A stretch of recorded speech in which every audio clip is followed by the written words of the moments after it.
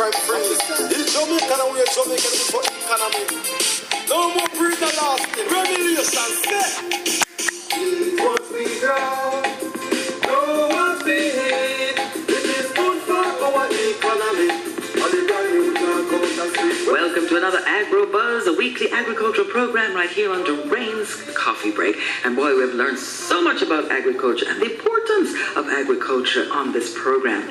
Today, we turn the focus on the sugar industry and one of the challenges that continues to dog the industry, the matter of illicit cane fires. Now, recently, the Ministry of Agriculture and Fisheries expressed its alarm and disappointment at the emergence of illegal fires at Frome in Westmoreland. The spate of fires is reported to have affected some 43,000 tons of cane. And this, the ministry says, will result in considerable economic loss to both the estate and the farmers, and ultimately workers and the rest of the wider Frome community, which depends on the sugarcane industry for its economic survival. Don't we all know this? So why are we doing this?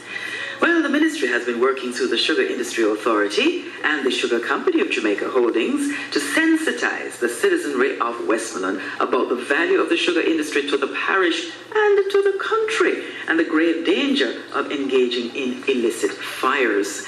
The stakeholders have appealed to the perpetrators of the illicit fires to cease and desist from doing so, while they continue to educate everyone as to the value of the industry and the need to protect it. So we continue that discussion this morning because this is a matter of grave importance.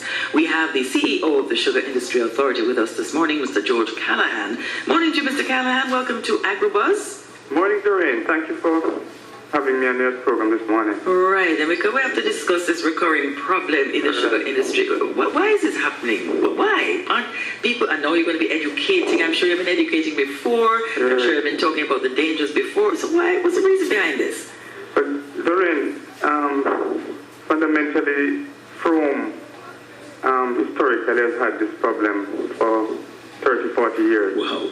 It's just spurts of time sometimes and it recedes other times. Mm-hmm. But right now what's happening is that there are a number of issues. One is related to a recent redundancy exercise at Frome, which might have inflamed tensions there, and persons usually take all this out on the cane fields, unfortunately. Mm-hmm. And secondly, we have had a lot of cane cutters, an influx of cane cutters from outside, and the crop was a little bit delayed, and we have a feeling that some of the cane cutters might have tried to push the crop, so therefore setting fire illicitly. You know, we have to burn cane generally, yes, but we do it in a very disciplined and orderly fashion, exactly, in order to reap.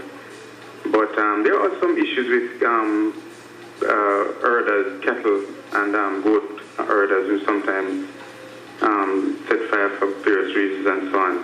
Oh dear. So, and as you know, if there's a issue like what happened last year with the bikers and so on, then people just turn on the cane for some reason. And it's unfortunate because they're just destroying their own livelihood. Exactly. I mean, it's not just that particular farm, but you have the whole country, the workers, everybody. It's a chain reaction. It is. And the fundamental thing is that the sugar industry, and we have said this so many times, is so critical that at Frome alone, every fortnight, $30 million is pumped into the economy in wages. Mm-hmm. From the estate, from cane farmers who are reaping canes and so on. The jerkman, the taxi operators, everybody benefits. Mm-hmm. But I suppose when they say the cow never knows the worth of its tail until it loses it. Yeah. And yeah. We just want to implore everybody to take care of this business because it's critical, especially in the Frome, Westmoreland, and over here. Exactly. Right. Now you mentioned that you have to burn cane when you're doing the harvesting. Is there any other way that it could be done without this?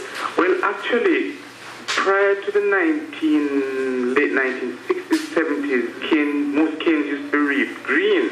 Mm. But then the process was more labor intensive. Okay.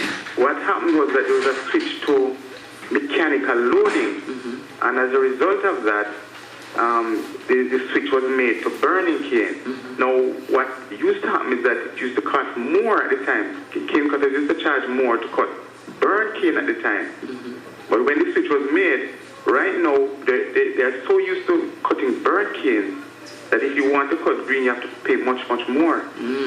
So it's something that is desirable and something that we are aiming over a number of years to transition to. But it's something that's going to cost the industry a lot more. And in addition to that, the workers.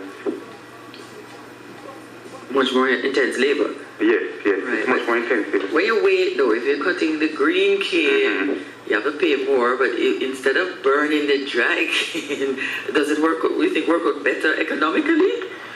Well, what will happen, it depends on the restructuring of the industry, because if we, as we are trying to do right now, we're moving to co-generation of electricity. Okay. From and Money Musk have built plants that are producing electricity from the bagasse and so on, the trash that comes out of the process. Excellent. Now, moving forward, it's desirable that we should go down this road where we harvest cane green, because you'll end up with much more trash.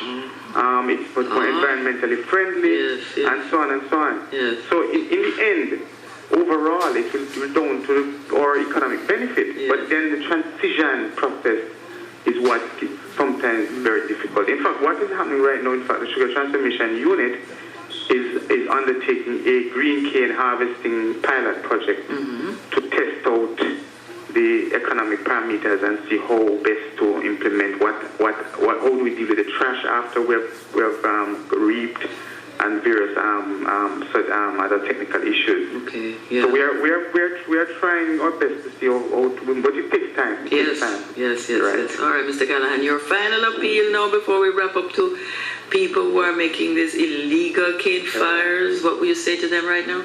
I would like to say to everybody, especially in Frome, that don't burn down your house. Don't burn the roof over your head down, because the sugar industry is literally a roof over the heads of almost everybody in the sugarcane growing area. So please protect your livelihood. If you see somebody else burning fields, report it, and do whatever is possible to protect the industry. Yes. Thank you so much, Mr. George Callahan, and I hope they listen, and I hope they understand it's a very vital industry. We cannot destroy it, and it will make your life a lot easier in the coming months. Right. And we listen out for much more with this whole new project that you have coming up with the green cane. We listen out for that. Man. Thank you so much. Thanks for having me. Mr. George Callahan, CEO of the Sugar Industry Authority. The Jamaican sugarcane industry is very important to our country, so let us all do our part to protect and to grow that industry. And let us all remember to support the farmers all across Jamaica. We're all very proud of you farmers. I want to keep it that way. And of course, we eat what we grow and grow what we eat. Don't forget to visit the Ministry of Agriculture and Fisheries website, www.moa.gov.jm, and join us again next week for another AgroBuzz.